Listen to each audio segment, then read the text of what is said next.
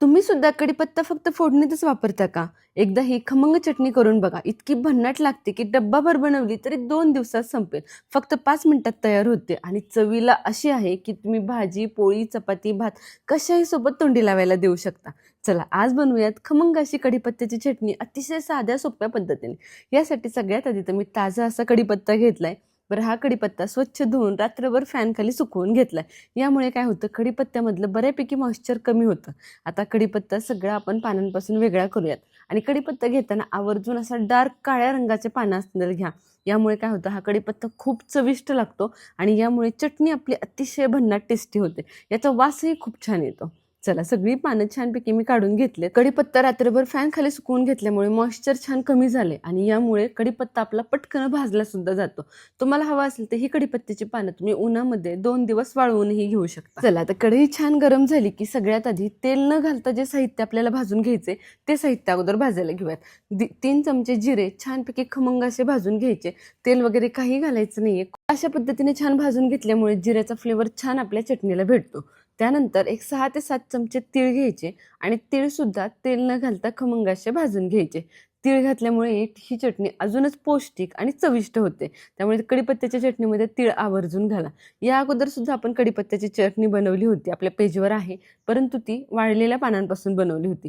आज आपण ओल्या पानांपासून कशी चटणी बनवायची ती बघत आहोत. त्यामुळे तुम्हाला जर वाळलेल्या पानांपासून चटणी बनवायची असेल तर डिस्क्रिप्शनमध्ये लिंक देऊन ठेवते, तुम्ही जाऊन एकदा नक्की बघा.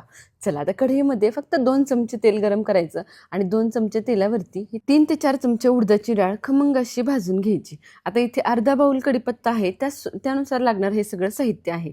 तुम्ही जर जास्त कढीपत्ता घेत असाल तर हे सगळं साहित्य थोडं थोडं वाढवा किंवा कमी घेत असाल तर सगळं साहित्य थोडंसं कमी करू शकता. आता डाळ भाजताना गॅस अगदी लो ठेवायचा आणि लो टू मिडियम फ्लेमवरती डाळ छान खमंग सोनेरी रंगावर येईपर्यंत भाजून घ्यायची. तुम्ही बघू शकता डाळ किती सुंदर अशी भाजली गेली.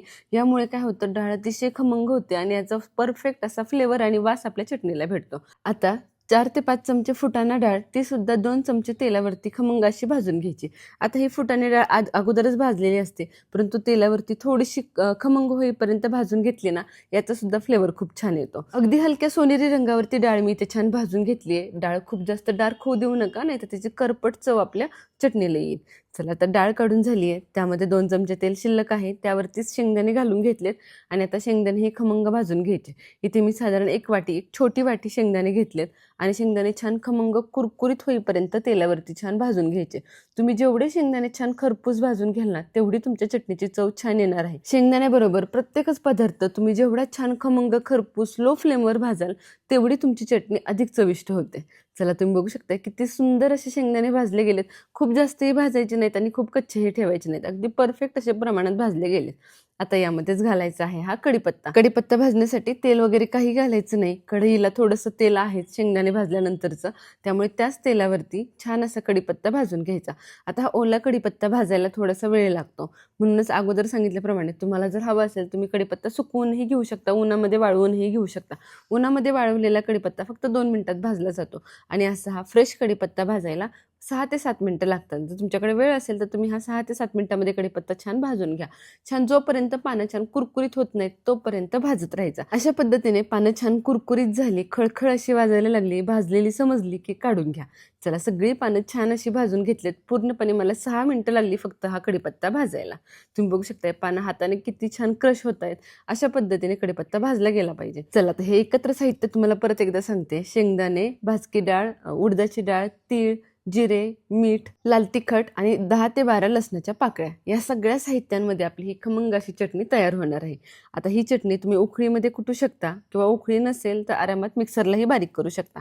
आता उखळीमध्ये कुटत असताना सगळ्यात आधी उडदाची डाळ घालून घ्यायची, कारण उडदाची डाळ सगळ्या साहित्यांमध्ये व्यवस्थित बारीक होत नाही. त्यामुळे अगोदर ती थोडीशी क्रश करून घ्या, म्हणजे बाकीच्या साहित्यांबरोबर ती अगदी छान अशी बारीक होते.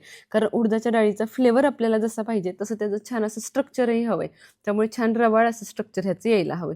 एक निम्म्या प्रमाणामध्ये उडदाची डाळ कुटली गेली. आता यामध्ये तीळ, जिरे, हे भाजलेले शेंगदाणे, ही भाजकी डाळ, या सगळ्या गोष्टी घालायच्या आणि या सगळ्या गोष्टीसुद्धा 1-2 मिनटं फक्त मी छान क्रश करून घेते आहे. हा खलबत्ता खूप छान आहे. याने पटकन अगदी सगळं छान बारीक होते. तुमच्याकडे असा मोठ्या आकाराचा नसेल तर तुम्ही मिक्सरमध्ये करा किंवा छोटा असेल तर थोडं साहित्य घालून करू शकता. उकळीमध्ये कुटलेल्या चटणीची चव अजूनच छान येते, कारण हे दगडी खलबत्त्यामध्ये प्रत्येक साहित्य छान असं क्रश होतं आणि त्याचं तेलही छान बाहेर येतं. सगळ्या गोष्टी हलक्याशा क्रश झाल्या की यामध्ये लसूण, लाल तिखट, मीठ आणि हा कढीपत्ता घालून घ्यायचा. आता ह्या भाजलेल्या सगळ्या साहित्याच्या प्रमाणासाठी मी 1.5 चमचे मीठ आणि 3 चमचे लाल तिखट वापरले. तुम्हाला हवं असेल तसं तुम्ही तिखट आणि मीठ तुमच्या चवीप्रमाणे कमी जास्त करू शकता. तुम्हाला किती चटणी तिखट हवी आहे त्यानुसार तुम्ही तिखट कमी जास्त केलं तरीही चालेल. आता हा सगळा कढीपत्ता हाताने क्रश करून घातलाय आणि सगळं साहित्य छानपैकी आता मी कुटून घेते, छान बारीक करून घेते. तुम्ही हे कुटत असताना छान रगडून बारीक करा, म्हणजे सगळं साहित्य अगदी परफेक्ट असं बारीक होतं. हे सगळं साहित्य बारीक झाल्यानंतर तुम्ही थोडीशी चटणी टेस्ट करून बघा. तुम्हाला तिखट किती कमी आणि किती जास्त हवंय त्यानुसार तुम्ही तिखट यामध्ये ॲड करू शकता. त्यामुळे सुरुवातीला घालताना थोडंसं कमी घातलं तरीही चालेल, नंतर तुम्ही ॲड करू शकता. चला, अतिशय सुंदर अशी चटणी वाटून झाली आहे. तुम्ही बघू शकताय चटणीचं स्ट्रक्चर किती भारी असं आलंय. या पद्धतीने जर तुम्ही ही चटणी केली ना, चटणी इतकी फ्लेवरफुल होते की काही विचारायलाच नको. अतिशय सुंदर रवाळ असं स्ट्रक्चर आले, तुम्ही बघू शकताय. खूप जास्त बारीक पुडही करायची नाही आणि खूप जास्त खडीही ठेवायची नाही. अशा पद्धतीने दरदरीत अशी चटणी बारीक करून घ्यायची. मिक्सरला सुद्धा अगदी याच पद्धतीने बारीक होते. त्यामुळे उकळी नसेल तर काही काळजी करू नका. मिक्सरमध्ये हे सगळं साहित्य घाला आणि पल्स मोडवरती बारीक करून घ्या. खमंग अशी कढीपत्त्याची चटणी तयार झाली. जेवढी ही टेस्टी आहे तेवढीच ती आयुर्वेदिकही आहे. स्किनसाठी, केसासाठी कढीपत्ता किती उपयोगी आहे हे आपल्या सगळ्यांना माहितीच आहे. व्हिडिओमध्ये सांगितलेल्या सगळ्या टिप्स फॉलो करून तुम्ही सुद्धा ही फ्लेवरफुल आणि चविष्ट अशी चटणी नक्की ट्राय करून बघा. बनवायला फक्त ही चटणी 10 मिनिटं लागतात. सगळं साहित्य छान भाजायचे आणि मिक्सरला बारीक करायचे किंवा उकळीमध्ये बारीक करायचे. त्यामुळे 10 मिनिटात तयार होणारी ही चटणी तुमच्या रोजच्या जेवणाची रंगत वाढवणार आहे. त्यामुळे नक्की ही चटणी ट्राय करा. रेसिपी कशी वाटली मला कमेंट सेक्शनमध्ये नक्की सांगा. रेसिपी आवडली असेल तर व्हिडिओला लाईक करा, बनवायचं असेल तर सेव्ह करा, कोणाकडून बनवून घ्यायचं असेल तर शेअर करा आणि अशाच खमंग चविष्ट रेसिपींसाठी आपल्या शुभज्योत रेसिपी चॅनलला सबस्क्राईब करा. तसेच खाली दिलेल्या बेल आयकॉनलाही क्लिक करा, म्हणजे दररोज दुपारी 1:30 वाजता येणाऱ्या रेसिपीचं तुम्हाला नोटिफिकेशन भेटेल आणि अशी चविष्ट रेसिपी तुमच्याकडून मिस होणार नाही. तसेच फेसबुक आणि इंस्टाग्रामवरही आपल्या पेजला फॉलो करा. भेटूया पुन्हा एकदा अशाच खमंग आणि चविष्ट रेसिपीसोबत. धन्यवाद.